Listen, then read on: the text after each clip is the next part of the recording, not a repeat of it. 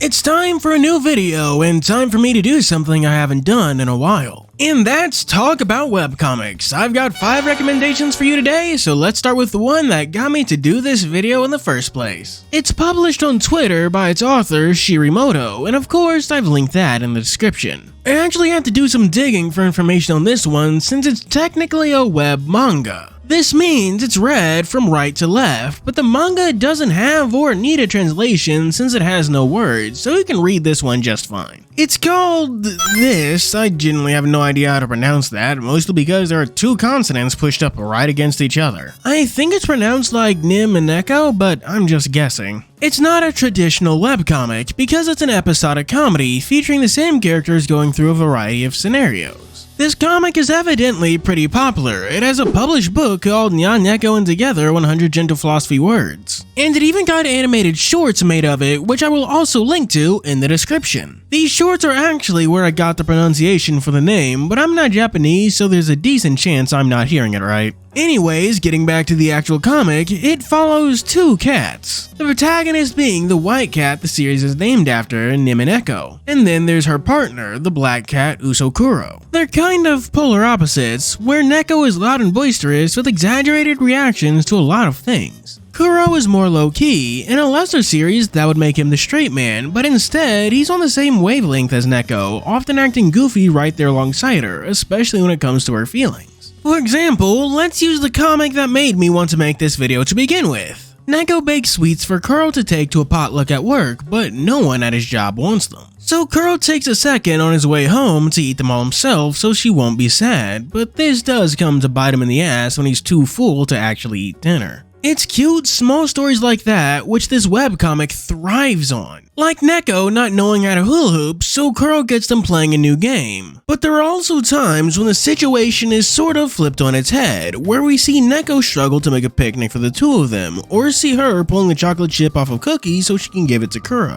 One of my favorite comics is actually a riff on Dungeon Meshi, where both Kuro and Neko are adventuring in a dungeon when they encounter a mimic chest. They sneakily feed it spicy curry, which they then use to beat the dragon. I don't really have much more to say about this one. It's kind of hard to talk about something that's just an episodic comedy without any dialogue, but if you do have any time on your hands, I do recommend you check it out on the author's Twitter. What's more, the author actually keeps a super clean media tab, so it's really easy to scroll through comic after comic. Moving on to the next webcomic, we actually have a recommendation for a webcomic I already did in my last video. I usually avoid that since repetition makes for a boring as hell list, but that old video is, like I said, really old. And this comic recently got back from hiatus, so I think it's fair to cover it again. It's called Duncan Eddie, and it's gay furry yaoi. Come on, I said the magic words. Click on the video. Daddy needs the SEO boost. Duncan Eddie is actually pretty popular, so there's a decent chance you're already a little bit familiar with it. It follows the goat Eddie and his crocodile boyfriend Duncan. A large part of the series is a cute or episodic comedy story with little if any connecting tissue. A lot of these stories aren't bad, in fact they're far from it. However, these smaller episodic chapters are often interwoven with larger narratives to give the comic a sense of linear time.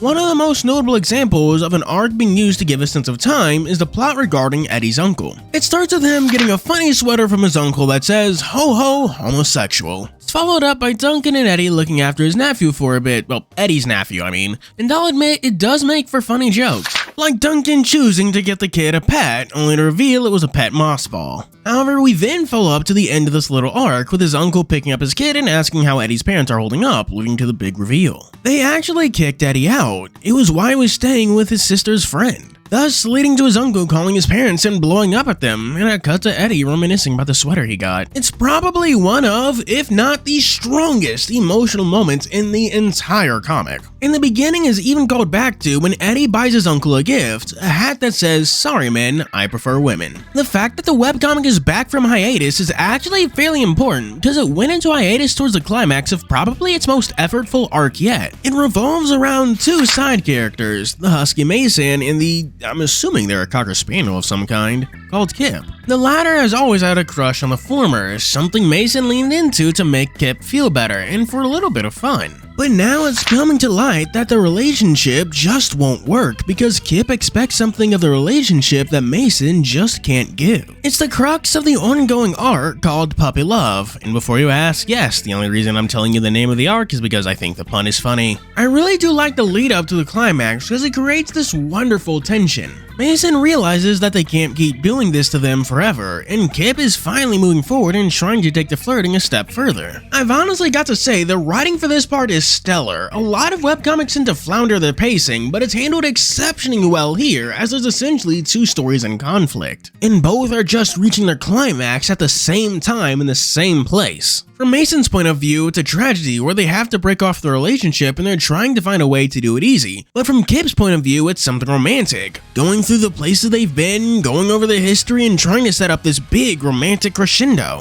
It's conveyed so well by having Kip and Mason generally be different colors. Kip gets warm oranges in the light while Mason gets cool blues in the shadows, signifying the fundamental differences between them. I won't spoil how the Puppy Love arc goes, mostly because it's still ongoing, but I do think it's some exceptionally strong relationship drama that I encourage you to read.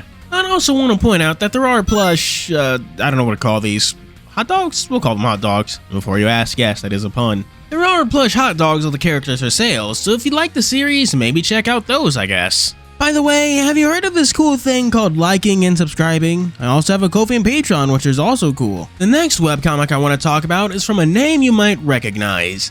Ethan M. Aldridge. Despite making a webcomic, he's actually a New York Times best-selling illustrator and author, and has multiple published graphic novels to his name. And the experience does show because his webcomic, Sable, A Ghost Story, has some notable quality. This comic is all about Teddy Sable, a mongoose, I'm guessing. I thought he was a rat at first, but we actually see rats in the story, so that can't be it, who has a bit of a troubled life. He gets into fights and has an abrasive relationship with his mother. However, he does have a good relationship with his Uncle Martin, who writes to him. That is despite the fact that his mother doesn't want Martin contacting her side of the family at all, but the letters do have an address, and Teddy, bless his soul, gets an idea. One that takes him all the way to his uncle's manor, although things aren't quite right. No one's home, well, Martin isn't home, but the old wolf Graham is, and he demands that Teddy leaves well enough alone. But it's going to be a few days for his mother to drive all the way out there, so it looks like he has to stay with Graham at the manor for the time being. But Graham does give Teddy a warning: do not go wandering at night, something Teddy obviously doesn't heed. And it's then that he slips on a puddle of ink as it pours from his mouth and eyes while the same monster who watched him sleep looks on. But then everything is fine, so was it a hallucination? Teddy is known to get a little in his own head, but then we see a handprint on the wall. That's pretty much as far as the story has gotten because it has been on hiatus for a hot minute. But it is coming back March 17th, so do keep an eye out for that. The thing that actually got me to read this webcomic is that I recognized it from a clip I saw on Twitter. This one specifically, it's a clip I remembered not only for its unique art style, but the tension in its composition. It's simple but effective, where the character is looking away from the monster we can see, so the audience is practically begging the subject to turn around. And the sheer artistic skill and display continues out into the entirety of the story proper. The art is done in wonderful watercolor, which shows the author's control of hues. But the art is also simple in a lovely way that fits so well for this middle grade oriented story. And I genuinely think the writing works very well to create this sense of foreboding alongside the art. Where at times, Graham seems like a grumpy old man, but sometimes the art shifts and his mother's warning seems accurate that this man is genuinely dangerous. And it only adds to his deathly serious warnings to make the weight of his words so heavy. And the horror is really effective too. It's not quite graphic, but it is disturbing to see ink flood out of Teddy's orifices. It's a great story and I can't wait to read more. I already know there's more pages on the author's Patreon, and of course I'm putting a link to this comic in the description. The next comic we have is not technically a webcomic, but specifically a webtoon. And Webtoons hates it when you talk about their stuff, so forgive me if the visuals for this next part looks a little wacky. The name of this webtoon is Mr. Tiger Snacks, and it follows the tiger Hosok. Despite working as the muscle behind some loan sharks, he's actually just appearances. He's a sweetheart who only got this job because no one else is willing to hire someone like him. But then he happens upon a cart bread stand, and just like that, he's got a new job and ambition for his life. Mr. Tiger Snacks is a rather fast-paced slice-of-life comedy series following the misadventures of Hosak and his new job. I'm aware this is gonna sound hella weird, but if anything, I'd compare his new job as a food vendor to the Dragon Balls from Dragon Ball. Just like how the Dragon Balls are a driving motivator for the story while the plot itself is just related, him running the carpet stand is often the motivator that gets Mr. Tiger involved with the webtoon's greatest strength. That being its expansive supporting cast. We've got Chunbong, the adoptive son to rabbit rice cake makers, and the 3 children that frequent Mr. Tiger's shop. There's even the middle school students Simsun and Jo Hui who help the Tiger's social media presence. The 2 most important side characters in my opinion is first Miho, Hosak's love interest. I do like their relationship since it does seem fundamentally reciprocal where both sides have an active role in pushing it forward in their own funny way. It's the slow push of how these characters will actually move forward on their relationship, like how does he ask her out, or if he messed up when he actually does ask her out. I think my favorite character of the ones so far is the little tiger Hodong Lee. He's a latchkey kid who lives alone with his single mother, however, he often finds time to hang out with Hosak. You see, one of the big threads of the series is actually species-based discrimination, like Hosak being unable to find a proper job due to his appearance. It also applied to his childhood, where he struggled to make friends, so the bond between Hosak and Hodong is meaningful to the both of them. This leads to Hosak taking on a sort of mentor or parental role to Hodong, which also leads into one of my favorite running jokes, which is the fact that Hosak and Hodong aren't related despite looking so much like it.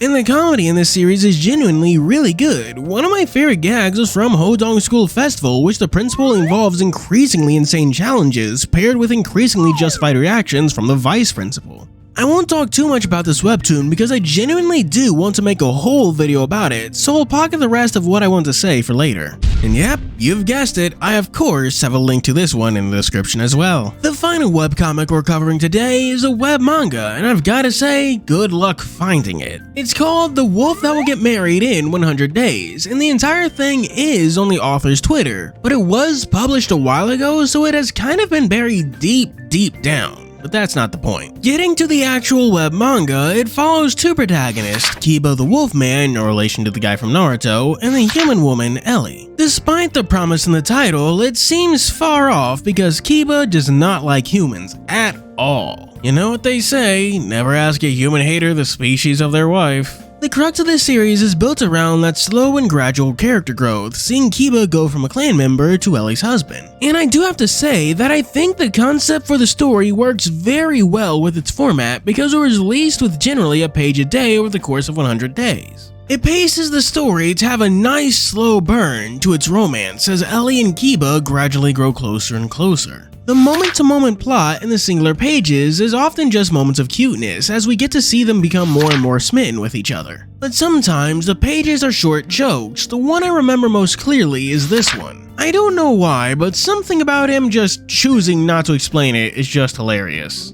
Alright, so I've been making this video for so long that my arm is starting to hurt, so I'm going to make this quick. This manga is a very simple story that aims to do slow burn romance over a relatively few amount of pages. And it does that job well, being backed up by some pretty good art to be honest. It manages to be expressive in all the right ways, conveying goofy faces or serious emotion whenever called for. I've of course linked to the artist's Twitter page in the description, but they also have another Twitter comic that's ongoing right now called Puff the Magic Dragon. I swear that was a song or something, about a dragon that lived by the sea. Either way, that is absolutely pointless to anything relevant here. Am I going to comment on the manga making the Beastmen clearly inspired by Native Americans? Fuck no! I am not opening that can of worms, and I do not want this video to get any longer because I'm ending it right now. Special thanks to Wolfix, McCoides, Garen LaFade, Sean, and Zura Chow. The Mutants Over Broadway. Thank you for watching. Do be sure to like and subscribe. As always, this is Furry signing out.